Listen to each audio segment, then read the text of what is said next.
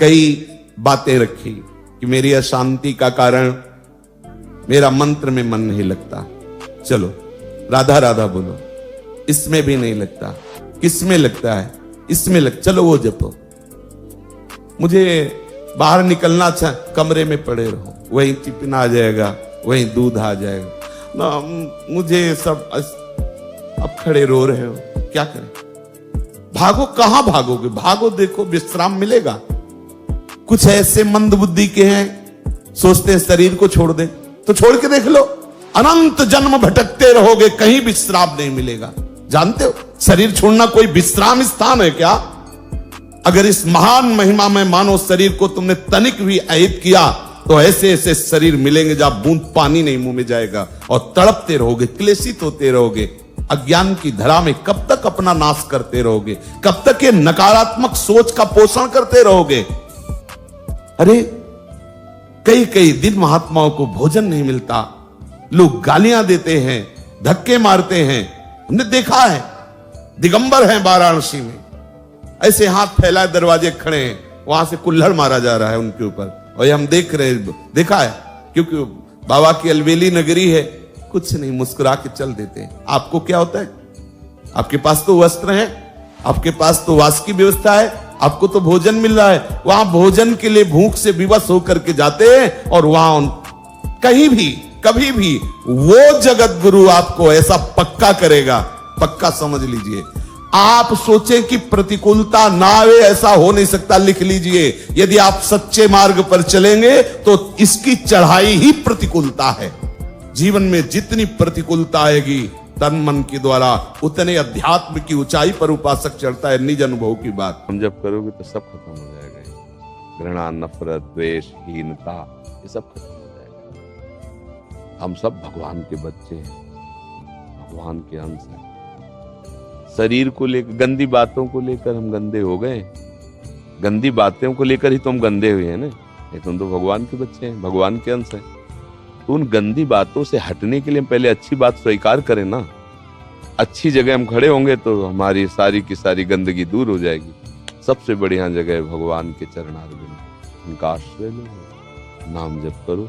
अगर ठीक ना हो जाओ तो मैं बताना, आप जप के देखो, कुछ दिन सब हेयता खत्म हो जाएगी। जो अपने में ग्लानि आती है ना, वो पाप के कारण। कभी न कभी हमसे बड़े बड़े पाप हो गए और वही पाप हमको जलाते रहते हैं। वही चिंता, गलत चिंतन, नकारात्मक सोच, निगेटिव, क्योंकि नकारात्मक सोच से ही तो हृदय जलेगा। तो पाप कर्म ही तो करवा रहा है, वो नष्ट हो तो अभी बुद्धि सकारात्मक हो जाए। देखो, आप गाली दिए हमें, ए बड़ा ऐसा वैसा वैसा, हम नकारात्मक सोच हमारी जागृत होगी, हमने इसका तो कुछ बिगाड़ा नहीं, कुछ कहा नहीं, बिना किसी कारण इसने कैसे गाली दे दी। अब ये है नकारात्मक सोच।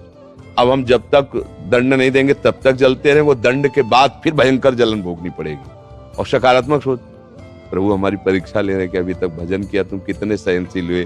देखो, हाँ प्रभु, आप चाहे जितना परीक्षा ले लो, मैं आपका ही हूं नाथ। हृदय शांत हुआ, उसके प्रति भगवत भाव हुआ, कभी भी शोक नहीं आएगा।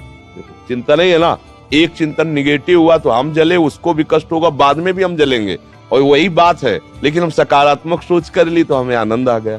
तो इस सकारात्मक सोच की क्षमता कहां से आती है? पवित्र हृदय में।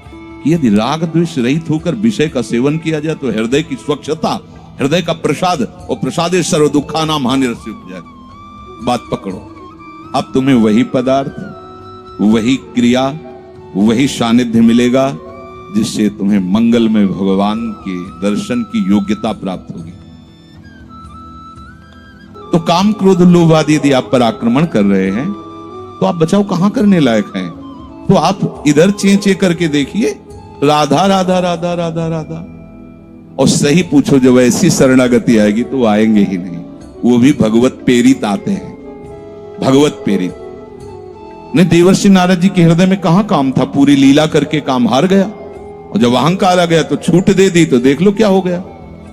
समझना बस, सारी ये जो परमार्थ का खेल है, ये सब समझ का है। आश्रय से, जो भगवान कहते हैं कि बुद्धि योगम ददामिते, बस ये बुद्धि योग हो गया कि मस्त हो जाओगे।